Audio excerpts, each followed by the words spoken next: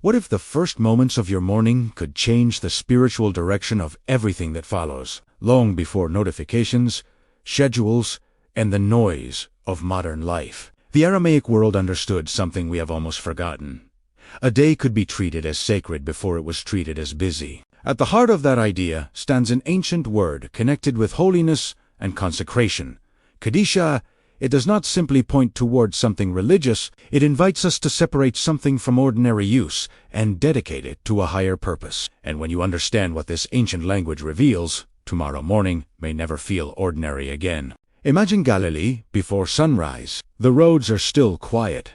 Fishing boats rest near the shore, and the first light begins to move across the hills. There are no alarms, glowing screens, or endless messages demanding attention. Yet people still wake carrying responsibilities, uncertainty, family concerns, work to be done, and questions about what the coming day will bring. This was the cultural world in which Jesus spoke Aramaic. And when we approach that world, we must remember something important.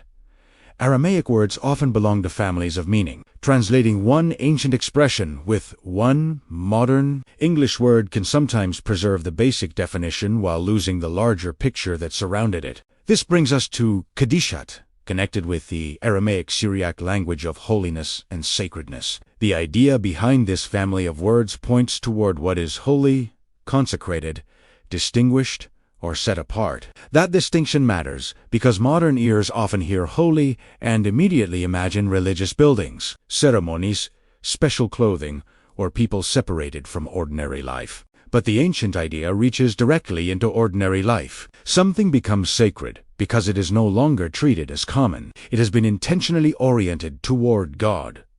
And this changes the question you ask when you wake each morning. Instead of asking only, "What do I have to accomplish today?" you begin by asking, "What am I giving this day to?" One question begins with pressure. The other begins with purpose. Your appointments may remain unchanged, your responsibilities may still be waiting, and your problems may not disappear when the sun rises. Yet your relationship with those things can change when the day is no longer approached as random territory. This is where Kadishat becomes more than an ancient word to study. It becomes a doorway into an ancient spiritual principle. Before filling the day, consecrate the day. And there is an important distinction hidden inside that principle. Consecration does not mean escaping ordinary responsibilities. In fact, the deeper meaning points towards something far more practical, and we will uncover that gradually. Many people lose their day before they have truly entered it. Their eyes open, but almost immediately, the mind begins running. There are messages to answer, bills to remember, unfinished conversations, family concerns, deadlines, disappointments from yesterday, and uncertainties waiting somewhere beyond breakfast. It can feel as though an invisible hand has placed a weight on your chest before your feet even touch the floor. The body has awakened, but internally, you are already living several hours ahead. You are rehearsing problems that have not happened, revisiting things you cannot change, and surrendering the quietest part of the morning to anxiety. This is one reason the ancient principle behind Kadishhat matters. Consecration creates a boundary between awakening and reacting. It gives you a moment in which the world does not receive the first claim upon your attention. God, those. And notice what changes when that happens. You are not pretending that your responsibilities disappeared. You are establishing which voice receives authority before those responsibilities begin speaking. Instead of allowing fear to define the meaning of the day, you deliberately place the day inside a larger spiritual purpose. This echoes a simple teaching associated with Jesus in the Gospel of Matthew, chapter 6. Seek first what belongs to God's kingdom, rather than allowing tomorrow's anxieties to dominate today. The order matters. First comes alignment, then comes activity. First comes the inner direction, then comes the outer movement. In a moment, we will turn this principle into a short guided prayer, allowing the ancient idea of sacredness to meet the very modern experience of waking with a crowded mind. But before we do, notice something tomorrow morning. What receives your first attention often begins shaping your inner atmosphere. If this ancient teaching has opened a new perspective for you, our Aramaic Wisdom Guide can help you continue this journey into the original meanings behind these sacred words. After all, true knowledge sets us free. You'll find the link waiting for you in the comments. And the best is yet to come in the next chapters. You'll discover what could change everything for you. Before we go deeper into the ancient meaning, allow yourself a brief moment of stillness. You do not need perfect concentration or perfect words. Simply bring this day, exactly as it is, before God. God of holiness, Kadishat, I place this day before you. Before fear speaks, before responsibilities demand my attention, and before yesterday follows me into this morning, let my heart become still in your presence. Consecrate my thoughts, my words, my decisions, and the work of my hands. Guide me toward what matters and away from what steals my peace. May this day belong to you, and may everything I do reflect your presence, your wisdom, and your purpose. Amen. Now we can begin uncovering the first layer. Kadishat belongs to an ancient Semitic family of words built around the idea of holiness, sacredness, and being set apart. This is important because the modern word holy can sound almost passive, as though holiness were simply a quality possessed by certain people, places, or religious objects. But the ancient concept carries movement. To consecrate something is to distinguish it from ordinary use and orient it toward a sacred purpose. Think of a vessel reserved for something precious.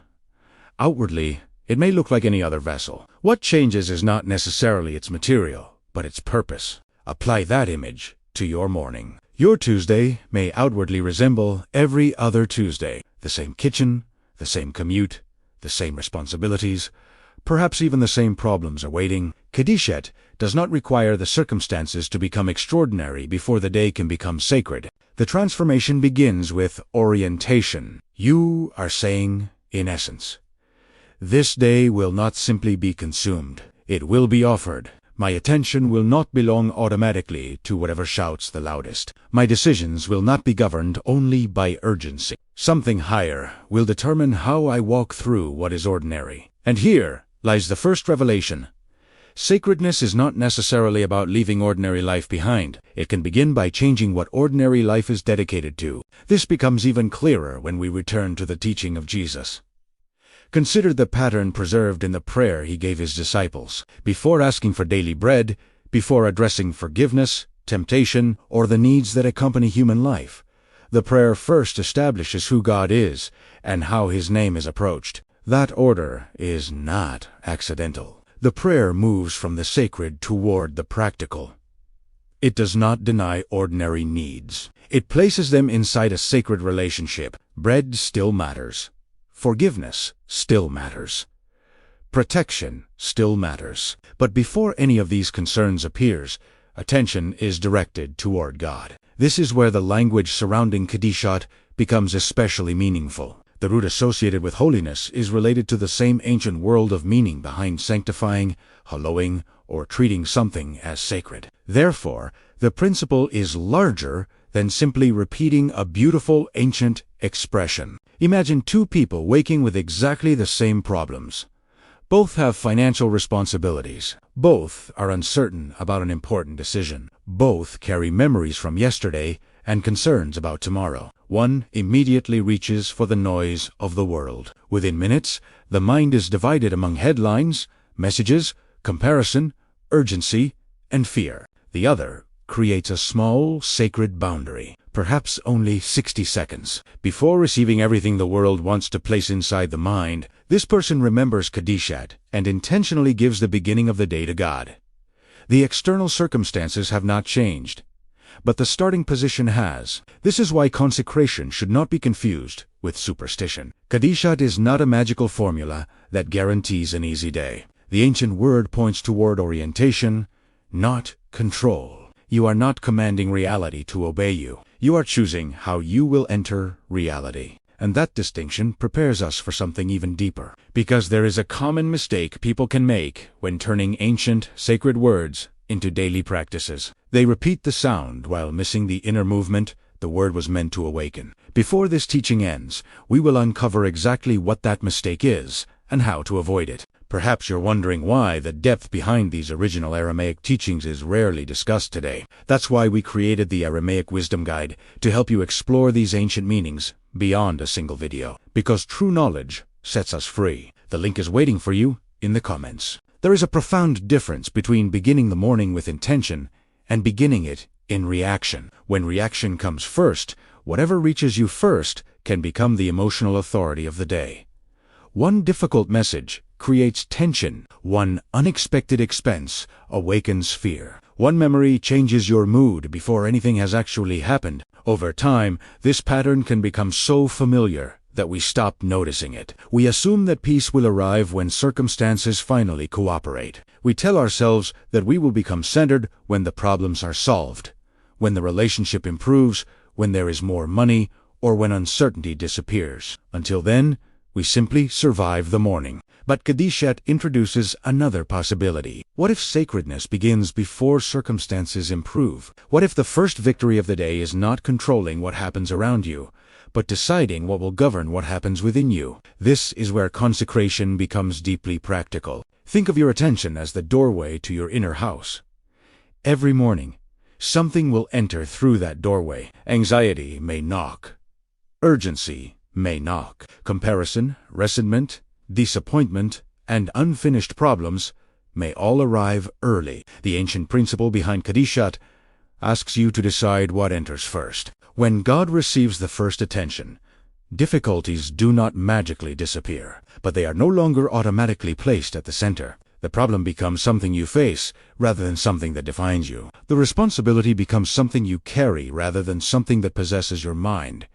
This is why those first moments can matter so much. A person who begins internally scattered often spends the rest of the morning trying to recover attention. A person who begins deliberately has established an anchor before the waves arrive. Yet here we reach the mistake I promised to reveal. Some people discover an ancient sacred word and immediately assume that its power depends on repeating it perfectly the correct number of times with the correct pronunciation, almost as though the sound itself were a spiritual mechanism. But Kadishat was never meant to become another source of pressure. Pronunciation matters when we honor an ancient language, but pronunciation without intention can become empty repetition. The deeper mistake, however, goes even further than that, because you can speak about consecration while secretly continuing to give your first allegiance to fear. You can say a sacred word while allowing the same old anxiety to determine every decision that follows. So what should happen after you speak Kaddish? That is where the third and most practical layer begins.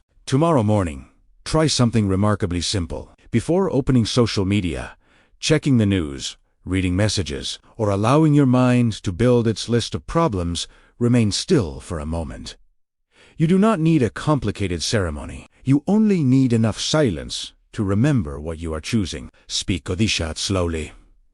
Then pause. Instead of rushing into another repetition, connect the word with its meaning. Sacred, consecrated, set apart. Let it become a reminder that the first moments of this day do not have to belong to anxiety, urgency, or distraction. Then choose one concrete action that expresses that consecration. Perhaps you decide that your first conversation will not begin with complaint. Perhaps you identify the responsibility you have been avoiding and approach it calmly. Perhaps you choose not to carry yesterday's argument into today's relationship. The word becomes meaningful when intention becomes action. And this resolves the common mistake from the previous chapter. The practice is not about using Kadishat as though it were a formula that forces God to produce a desired result. Ancient spiritual language should not be reduced to a transaction. Say the correct sound, receive the correct outcome. The deeper movement is consecration. You are not trying to control the day. You are offering your participation in it. You are not saying, nothing difficult can happen today. You are saying, whatever happens today, I will try not to surrender my inner direction to fear. That difference is enormous. If an unexpected bill arrives, return mentally to Kadishat before reacting. If someone tests your patience, remember what you dedicated that morning. If an opportunity appears, ask whether your response reflects the purpose you chose when the day began. This transforms the word from something spoken once into something remembered throughout the day. Morning consecration becomes a reference point you can return to whenever your attention begins drifting toward anxiety or confusion. And eventually, something subtle may begin changing. You stop measuring a good day only by whether everything went according to plan. A good day can also be one in which difficulties appeared, yet you remained anchored in what you had chosen to honor. That is the practical meaning of setting something apart. Not escaping life, but entering ordinary life differently. We are just scratching the surface of this ancient wisdom. In our next video, we will go even deeper into the Aramaic teachings connected with the spiritual authority found in the words of Jesus. Make sure you are subscribed and have notifications turned on so you don't miss the next revelation. Now imagine tomorrow morning in a completely ordinary situation. You wake knowing there is a difficult conversation ahead, an important decision to make, or a financial responsibility you cannot postpone. Normally, the problem would become your first thought, and before leaving the bed, your mind would already be rehearsing everything that could go wrong. Instead, you create a brief boundary between waking and worrying. You remember Kadishat.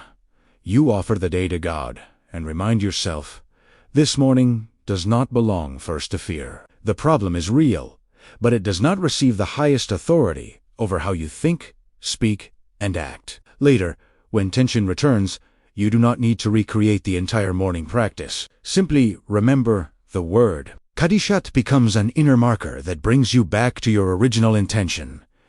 This day was set apart for something greater than anxiety, resentment, or distraction. That may be where the ancient teaching becomes most relevant to modern life. We cannot always choose what enters our schedule, but we can become more intentional about what receives our allegiance. Consecration begins in the morning, yet its meaning is revealed through the decisions that follow. Just a quick reminder, our transformation guides for a fuller life and deeper exploration of Aramaic wisdom are waiting for you right there in the comments. For the next 7 mornings, make Kadishat your first spiritual reminder of the day. Before checking your phone, sit quietly and speak Kadishat 3 times, slowly, allowing a brief silence after each repetition.